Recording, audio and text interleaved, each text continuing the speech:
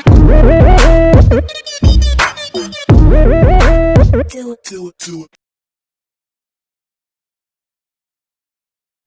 Everyone. देखो अभी तक पॉइंट पढ़े हैं हमने, काफ़ी सारे एग्जाम्पल्स कर लिए हैं, प्रीवियस ईयर के काफ़ी सारे एग्जाम्पल्स कराए हैं। तो देखो पिछली बार मैंने एक एग्जाम्पल कराया था आपको, उस एग्जाम्पल से एक कॉन्सेप्ट निकल के आएगा जो है हमारा सिमेट्री ऑपरेशन मल्टीप्लिकेशन। हमें सीखना है कि जो हम सिमेट्री ऑपरेशंस लगाते हैं सिमेट्री एलिमेंट्स के बीच में, हमारा मल्टीप्लिकेशन के ऑपरेशन से इसमें क्वेश्चंस आएंगे, क्वेश्चंस आते हैं, पूछे जाते हैं। तो वो आज देखो कि कैसे उसे करते हैं। ठीक है, अब देखो क्या है, पिछली बार एक क्वेश्चन कराया था C2x इंटू C2y, ये क्वेश्चन कराया था। ये है क्या है, ये इंटू का साइन है, मतलब क्या है, इन दोनों जो दो हमारे क्या C2x C2y गिवन है, ये दोनों क्या है, हमारे सिमेट्री एलिमेंट्स हैं। इन दोनों सिमेट्री एलिमेंट्स के बीच में मल्टीप्लाई का साइन लगा हुआ है, इसका मतलब क्या है, सिमेट्री ऑपरेशन हमें अप्लाई करना है मल्टीप्लिकेशन। तो हमें ये कैसे निकालना है, ये देखो पेपर में पूछा जाता है, और इसी के बेसिस पे हमारी क्या ग्रुप मल्टीप्लिकेशन टेबल भी है, हमारी C2v C3v हमारी इसी से ही निकलेगी। तो ये कॉन्सेप्ट देख लो और वो टेबल फिर बनाएंगे नेक्स्ट वाले में।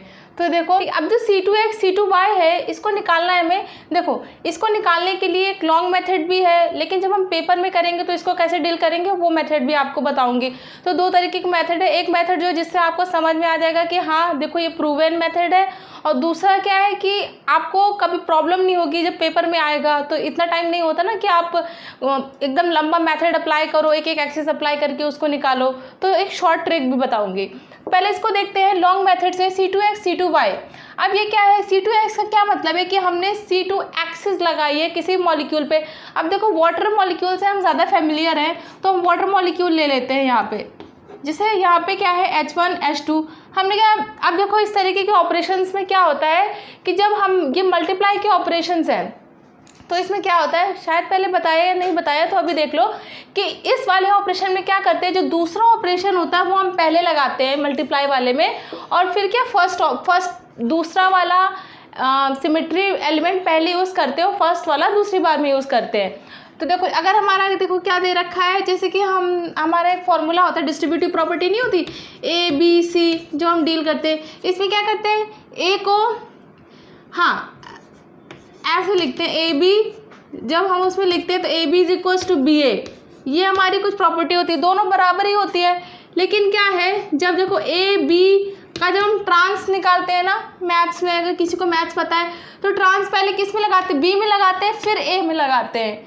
ठीक है, तो वैसे इसमें करना है कि पहले क्या लगा, पहले हमें C2x में C2x एक्सिस लगाएंगे, फिर C2y लगाएंगे।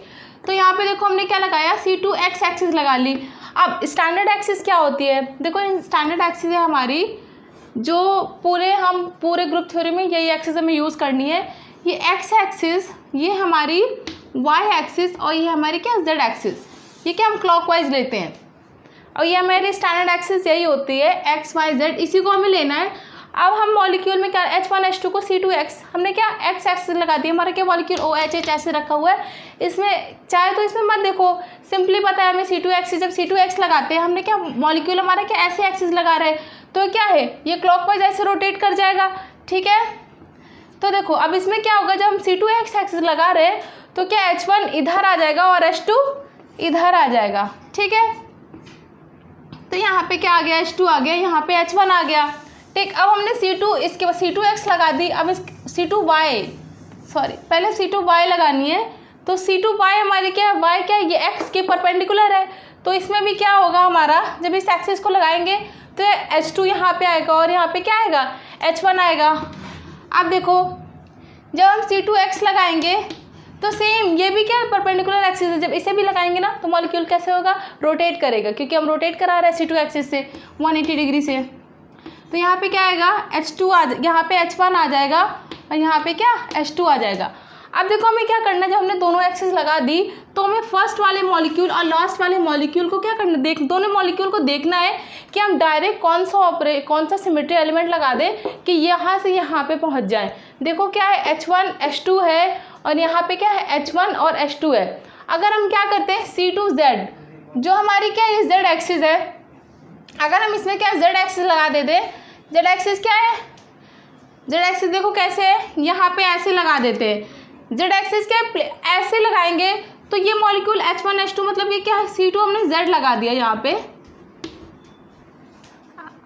अगर हम देखो इसको जब इसमें हम Z एक्सिस लगाएंगे, देखो X एक्सिस से भी हमारा क्या था H2 1 में कन्वर्ट हो रहा था। जब हम H2 हम C2X लगाया हमने तो भी यार हम रोटेट करके क्या 1 2 आ गया, लेकिन हमने Z लगाया तो हमारा क्या डायरेक्ट क्या मिल गया, हमारा सेम मिल गया, आइडेंटिटी मिल गया, हमारा आइडेंटिटी मिल गया। तो मतलब क्या C2Z एक्सिस लगा रही, तो इसका आंसर क्या हो जाएगा C2Z हो जाएगा। समझ में आ रहा है? देखो अभी समझ में नहीं आया ना तो काफ़ी सारे एग्जाम्पल कराऊंगी, आपको समझ में आ जाएगा, बस देखते जाओ आप।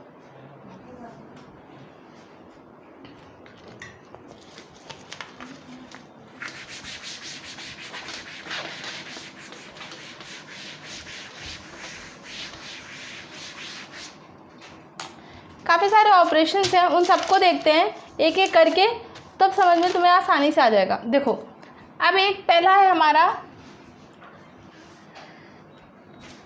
Sigma XZ and C2Z। अब देखो इसको लगाने से, अब ये जब हम इसको लगा रहे हैं ना, हमें लॉन्ग मेथड से नहीं करना है, हमें सिंपल जो मैं ट्रिक बताने वाली हूँ सिर्फ उससे ही आप सॉल्व करना, क्योंकि आपका क्या गलत भी नहीं होगा और आपका आसानी से क्वेश्चन जगह पेपर में आपको क्या ट्रिक ही यूज़ करनी है।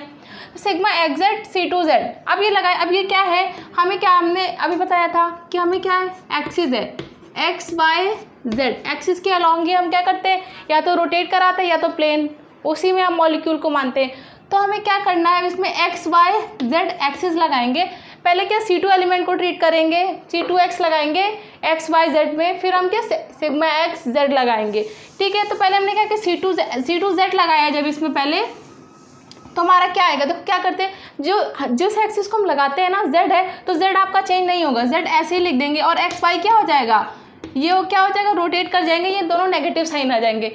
अब देखो XZ क्या है, देखो अब XZ को, अब पहले हमने ये लगा लिया, इसके बाद ये लगाना है, अब XZ क्या इसमें लगाना है हमें, क्यों ये आ गया ना हमारा X और Z है, XZ अभी बताया कि ये जिसमें हम लगाते हैं जिन एक्सिस में वो हमारी चेंज नहीं होती, वो वैसी रहेगी, और दूसरी हमारी चेंज रहेगी जो बच जाती है। तो -X और Z ऐसे हो जाएगा, Y क्या हो जाएगा हमारा प्लस में हो जाएगा, क्योंकि यहाँ क्या है माइनस में है। तो हमारा क्या है, देखो XZ है सिग्मा XZ, हमारा क्या आया -XYZ। अब देखो जो एक्सिस हमारी चेंज नहीं हुई है वही हमारा क्या आंसर हो जाता है। ये देखो हमारी एक्सिस चेंज नहीं हुई है, अब देखो YZ क्या हो सकता है, प्लेन हो सकता है, सिग्मा YZ क्या हो सकता है, प्लेन हो सकता है।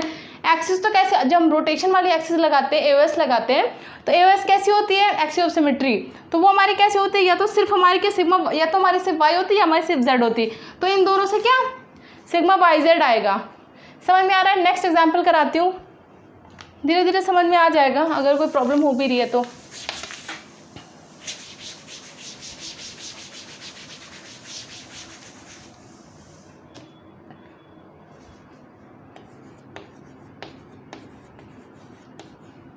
Sigma XZ and sigma YZ, देखो अब ये दे रखा है सेकंड, ठीक है, सेकंड फर्स्ट में डालो कि फिर याद नहीं रहता कौन सा एग्जाम्पल करा रही हूँ। सिग्मा XZ सिग्मा YZ, क्या हमें सिंपल हमें ट्रिक से ही करना है कि XYZ हमें एक्सिस में अप्लाई करना होता है। पहले हमें क्या YZ को लगाना है, YZ हमें इसमें लगाना है, तो Y और Z हमारा क्या चेंज नहीं होगा, वैसे ही लिख दो, और X क्या होगा हमारा चेंज हो जाएगा। फिर उसके बाद ये लगा लिया, अब इसके बाद हमें क्या लगाना है, ये लगाना है, इसमें XZ लगाना है, तो हमारा क्या X और Z चेंज नहीं होगा, और हमारा क्या है Y जो होगा माइनस के साइन में आ जाएगा। अब क्या करना है, देखो यही जब हमने सेकेंड वाला बिल अप्लाई कर दिया तो हमें क्या करना है, फर्स्ट और इसको कंपेयर करना होता है, पहले और लास्ट वाले को, सेम जैसे उसमें बताया था, पहले और लास्ट वाले को क्या करना, कंपेयर करना होता है। जब हमने इसको कंपेयर किया तो देखो क्या है, यहाँ पे x है, यहाँ पे -x है, ये चेंज हो गया, ये चेंज हो गया, जो हमारा चेंज हो जाता है उसे नहीं देखना, जो हमारा वैसे ही प्रेजेंट है वही हमारा क्या उसका आंसर हो जाता है। हमारा क्या है, हमें सिर्फ एक एक्सिस मिल रही है, तो मतलब क्या ये AOS है, सिमेट्री एक्सिस है, तो CZ हो जाएगा हमारा, मतलब हमारी जो एक्सिस लग रही है वो क्या है, C एक्सिस लग रही है, C2 एक्सिस। ठीक, तो देखो नेक्स्ट एग्जांपल देखते हैं। अब नेक्स्ट एग्जांपल है sigma YZ and sigma XZ। Light चली गई है तो थोड़ी प्रॉब्लम है। अब इसको लगाना है हमें, किस में लगाना है, XYZ एक्सिस में लगाना है। पहले क्या है, XZ है हमारा, XZ इसमें लगाएंगे, एक्स जेड इसमें लगाएंगे तो देखो क्या आएगा, एक्स और हमारा जेड चेंज नहीं होगा, इसे ऐसे ही लिख दो, वाई चेंज हो जाता है, माइनस वाई लिख देते हैं। फिर इसको अब इसमें अप्लाई करना है वाई जेड, वाई और जेड जैसे लिखा है उसे चेंज नहीं करना है, जैसे लिखा है वैसे चेंज नहीं करते। और क्या है यहाँ पे एक्स, एक्स हमारा आ जाएगा, एक्स माइनस में आएगा, सॉरी। तो अब क्या इन दोनों को कंपेयर करना है, फर्स्ट और लास्ट को हमें क्या करना है, कंपेयर करना है। तो क्या है, अब ये दोनों हमारी चेंज है, जेड हमारी चेंज नहीं है, तो क्या आंसर हो जाएगा, C2Z इसका आंसर हो जाएगा। सेम आ रहा है, हाँ सेम आंसर है, ठीक है। प्लेन अलग था, X Z Y Z, Y Z X Z. हाँ देखो ये आया हुआ क्वेश्चन है। नेक्स्ट देखते हैं,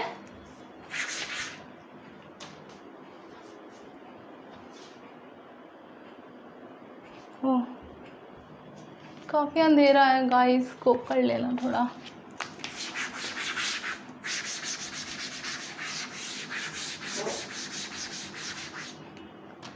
नेक्स्ट एग्जाम्पल देखते हैं, C2x सिग्मा एक्स वाई,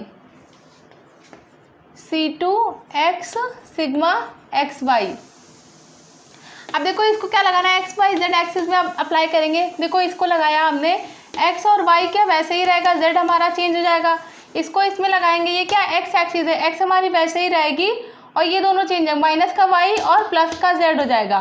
तो देखो वाई हमारा चेंज हुआ है, बस इसमें हमें क्या एक्स जेड को देखना है। एक्स जेड क्या होगा, सिग्मा एक्स जेड हमारा प्लेन, प्लेन इसका क्या हो जाएगा, आंसर हो जाएगा ये। इसमें क्वेश्चन आते हैं, ऐसा नहीं आते, क्वेश्चन आते हैं इस पर, सिग्मा एक्स जेड। हाँ नेक्स्ट क्वेश्चन देखो, अब देखो पेपर में जो आया हुआ क्वेश्चन है वो देखते हैं, शायद पिछली बार कराया भी है मे बी। इस क्वेश्चन को देखो, सिग्मा एक्स वाई S4Z, ये देखो ये क्वेश्चन आया हुआ है नेट के पेपर में। कोरोना नहीं है मुझे, खास दिया तो ये देखो एक्स वाई और जेड में इसे लगाना है। अब क्या जो हमारी S4 एक्सिस है, S4 एक्सिस क्या होती है, किससे मिलकर, रिफ्लेक्शन, रोटेशन एंड रिफ्लेक्शन से होती है। चाहे रोटेशन रिफ्लेक्शन ले लो, चाहे रिफ्लेक्शन रोटेशन ले लो, कोई भी ऑपरेशन पहले, कोई भी सिमिट्रियलमेंट पहले ले सकते हो, कोई प्रॉब्लम नहीं है इसमें। इसको क्या थोड़ा सिंपल करके लिख लेते हैं, S4Z हमारा क्या हो गया, S4 को C4Z हो गया और सिग्मा एक्स वाई ये हमारा हो गया, ठीक है। अब क्या इसको पहले भी लिख सकते हैं, इसको बाद में भी लिख सकते हैं। अगर हमें और सिंप्लीफाई करना है तो इसे पहले ही लिख लेते हैं, एक्स वाई और C4Z। अब क्या दोनों मल्टीप्लाई हो जाएंगे, दोनों सेम है, एक्स वाई दोनों क्या है, सिग्मा एक्स वाई और क्या हो गया, ये क्या ट्वाइस हो गया, स्क्वायर हो गया, यहाँ पे C4Z है। अब देखो मैंने पहले ही बताया था कि जो हमारी क्या होती है, कोई भी एक्सिस हो या प्लेन हो, जब क्या स्क्वायर हो या क्या होते हैं, ये इवन हो, अगर इवन है, ये हमारी C2 भी है, यहाँ पे कोई नंबर क्या हो, इवन हो, इवन होता है तो क्या हो जाता है वो आइडेंटिटी, मतलब सेम हो जाता है। अब देखो आइडेंटिटी क्या मतलब है कि अगर किसी को आइडेंटिटी से मल्टीप्लाई करते हो वही नंबर आ जाता है। तो सेम इसमें है कि अगर सिग्मा जब हमारा पावर ऑड हो जाती है तो क्या आइडेंटिटी आ जाता है, हमारा क्या एकदम जो हमारा मॉलिक्यूल हो जाता है वो एकदम सेम आ जाता है। तो अगर इन दोनों देखो अब E इंटू एक्स वाई करा तो ये आइडेंटिटी यहाँ पे आ गया, आइडेंटिटी सिमेट्री एलिमेंट है, इंटू C4Z।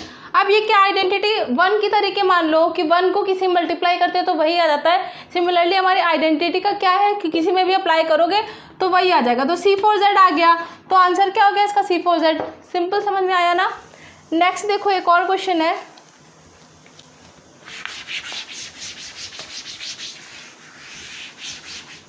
नेक्स्ट देखते हैं C2Z इंटू C2Y,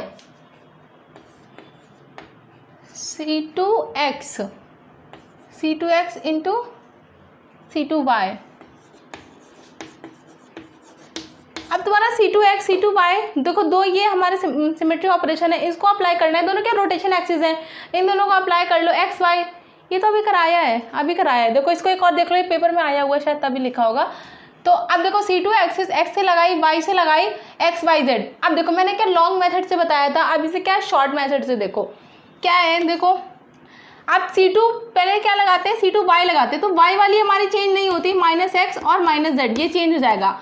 इसके बाद हमने क्या इसको लगाया, C2x को लगाया, तो x हमारी चेंज नहीं होगी, जैसी है वैसी रहेगी, -y हो जाएगा और -z हो जाएगा।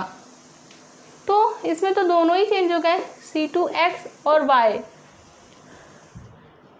second, there might be some problem. There should be something. Z minus Z हो गया. 1 second, maybe I have done something wrong. C2 Y लगाया तो Y चेंज नहीं होगा, X Z चेंज हो गया. C2 जब X लगाया, हाँ Z हमारा क्या यहाँ पे प्लस हो जाएगा, तो Z प्लस हो जाएगा, तो मतलब क्या Z चेंज नहीं हुआ है, तो क्या C2 Z आ गया. अब देखो लॉन्ग मेथड से किया था अप्लाई करके वाटर मॉलिक्यूल में, तो उसमें भी C2 Z आया था, इसमें भी C2 Z आया. बट ये क्या आपको आसान लगेगा पेपर में, क्योंकि इससे जल्दी हो जाएगा. ये समझ में आया होगा, अब तो पक्का ही समझ में आ गया होगा. अब देखो एक दो क्वेश्चन और हैं जो पेपर में आ रखे हैं. C2X sigma X Y I think कराया है. C2X सिग्मा एक्स वाई देख लो. C2X सिग्मा एक्स वाई ये पेपर में आया हुआ है. एक्स वाई जेड, देखो सिग्मा एक्स वाई को इसमें लगाओगे क्या हो जाएगा, एक्स और वाई चेंज नहीं होता, माइनस जेड आ जाता है. अब इसको एक्स को लगाया तो एक्स क्या होगा, चेंज नहीं होगा, वाई जेड चुन जाएंगे, वाई माइनस का वाई और प्लस का जेड, तो क्या आया एक्स जेड आ गया. तो मतलब क्या है, सिग्मा हो जाएगा, प्लेन हो जाएगा, सिग्मा एक्स जेड आंसर हो गया इसका. ठीक है, समझ में आया होगा. हाय, तो देखो जो जॉब वैकेंसी मेरे को बतानी थी आपको वो ये है कि यूपीएससी एक एग्ज़ाम कंडक्ट करा रही है. वो एग्ज़ाम है सीडीएससी का एग्ज़ाम है, और ये एग्ज़ाम 26 अगस्त इसकी लास्ट डेट है. तो ये वैसे तो ये जो हमारा फॉर्म है ये सबके लिए है, कोई किसी भी स्ट्रीम का स्टूडेंट इसे अप्लाई कर सकता है. तो इस एग्ज़ाम के बारे में थोड़ा सुन लो. सीडीएससी का फुल फॉर्म है combined defence services exam. UPSC conduct कराती है, और आईएएस के बाद यही एक एग्ज़ाम है जो हमेशा एक नोटिफाइड पीरियड में ही होता है. तो इसका फॉर्म जिनको भरना है वो स्टूडेंट भर सकते हैं. अब देखो ये जो हमारा यूपीएससी ये जो एग्ज़ाम कंडक्ट करा रहा है सीडीएससी का एग्ज़ाम है. अब देखो इसमें 3 हमारी वैकेंसीज हैं. इसमें एक वैकेंसी है इंडियन आर्मी के लिए, दूसरी वैकेंसी है जिन बच्चों को अप्लाई करना है वो इंडियन फोर्स के लिए अप्लाई कर सकते हैं, और तीसरा इंडियन नेवी के लिए भी है. तो 3 तरह की वैकेंसीज क्रिएट करी है. अब इसकी जो वेबसाइट जो हमारी गिवन है इसमें, वो वेबसाइट है upsc.gov.in है. अगर यहाँ से अप्लाई करना चाहो तो यहाँ से अप्लाई कर सकते हो, बट अगर आपको ऑनलाइन अप्लाई करना है तो डायरेक्ट आप यहाँ से अप्लाई कर सकते हो upsconline.nic.in, upsconline.nic.in. वैसे तो मैं आपको इसकी डिटेल दे दूंगी, डिस्क्रिप्शन बॉक्स में गिवन रहेगा. बट अगर ये वैसे जो हमारा फॉर्म है सारे स्टूडेंट्स के लिए है, कोई भी स्टूडेंट किसी भी स्ट्रीम का भर सकता है. 26 अगस्त इसकी लास्ट डेट है. तो आप पहली बात इसका एलिजिबिलिटी क्राइटेरिया और नोटिफिकेशंस वगैरह पढ़ लेना, क्योंकि ये वैकेंसी मेरे को नीडेड लगी, इसीलिए मैंने आपके लिए मैंने कहा इसको अपलोड कर देती हूँ. ब्राउजिंग के वक्त मुझे ये मिल गई, तो मेरा ये मोटिव नहीं था कि मैं मतलब इस पर कोई वीडियो बनाऊँ, बट मेरे को ये वैकेंसी अच्छी लगी. और जो बच्चे जो इस साल 12th पास आउट हुए होंगे और जिनका ग्रेजुएशन हो गया होगा, तो घर बैठ के जो अब तैयारी कर रहे हैं इस टाइम में, कोविड के टाइम में, तो वो ये फॉर्म भर सकते हैं और आराम से इस फॉर्म को भर के पेपर दे दें. Thank you so much. I hope आपको इन्फॉर्मेशन वैल्यूएबल लगे और जितना पढ़ाया वो आपको समझ में आया होगा. Thanks for watching.